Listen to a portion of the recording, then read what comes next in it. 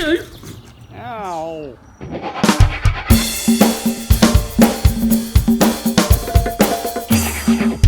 Hey, Ando here from SenseiAndo.com and Happy Life Martial Arts. Back again with Sifu Matt Ember, my longtime teacher. And Sifu, what the hell was all that about? Well, it's a good question. I was at the driving range many years ago. I suck at golf. Okay. Let's just put that out there. You say it first. But I saw this guy going through clearly a checklist of things whoever had been teaching him had told him to do. Bend your knees, keep your feet lined up, adjust the grip, left arm straight, right arm in, chin down, back straight. And by the time he hit the ball, it was like 5 minutes. And then he topped it. And it rolled about 8 yards.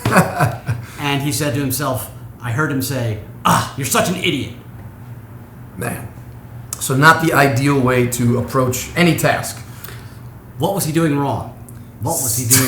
He was trying to practice too many things at the same time. Right. How many things can you actually practice at the same time? One. You can practice one thing at a time. And it's like a golf swing. You have to groove that one thing until it's automatic. And when it's automatic, then you can practice the next thing. And you have to build those skills one thing at a time, like blocks, to construct your martial artist. That's a great tip. We've heard like studies about multitasking, whether it's real or not real.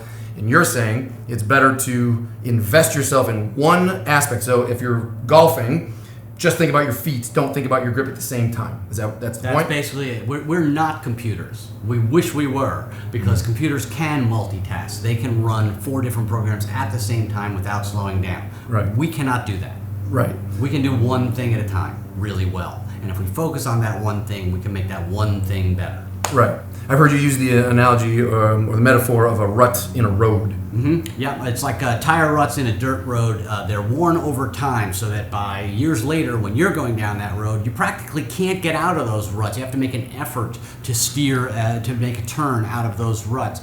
But if you just are on automatic pilot, basically, you will stay in the rut and you will go down that road. And that's what we're trying to do. We're trying to groove something so much that it's automatic and you're going down that road, and then you can add another trick, another skill, another wrinkle.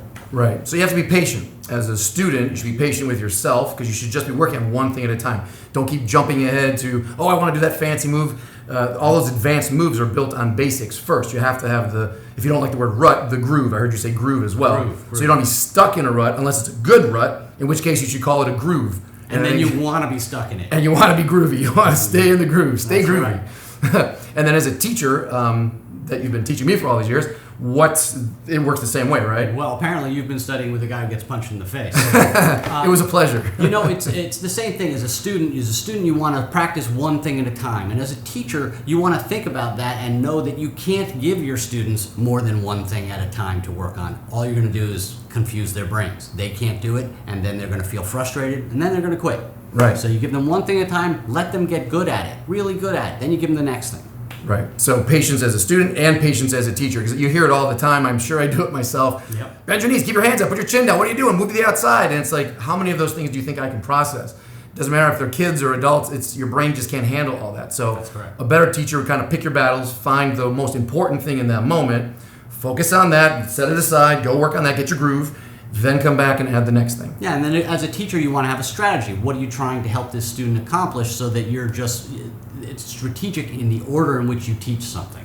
So you're teaching footwork because your feet are the closest thing to the floor. And then you kind of move up and you say, okay, let's talk about your hips a little bit. Okay, great. Let's talk about the hips till that's automatic. And then, now let's talk about your shoulders. Mm-hmm. Okay, great. And then let's talk about your hands. Let's talk about your hand. Oh, well, let's talk about your chin. And you work your way up the body. That's a strategy towards how to teach. Just one strategy. It doesn't have to be how you teach it, but it's the way to think about teaching. Right. So if you're a teacher, be smart about your curriculum and make sure there's a progression that makes sense, that gets your students eventually where they need to go.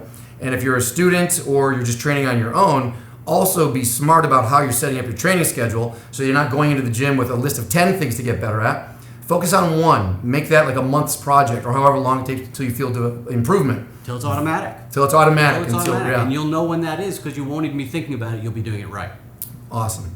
I think that's a very helpful tip. Thank you for taking some punches in the name of education. Well, you're welcome.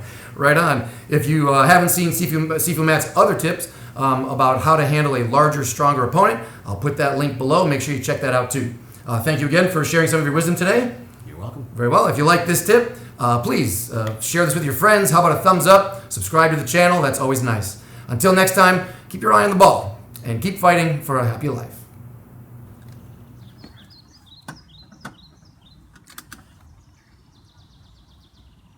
Oh, sorry.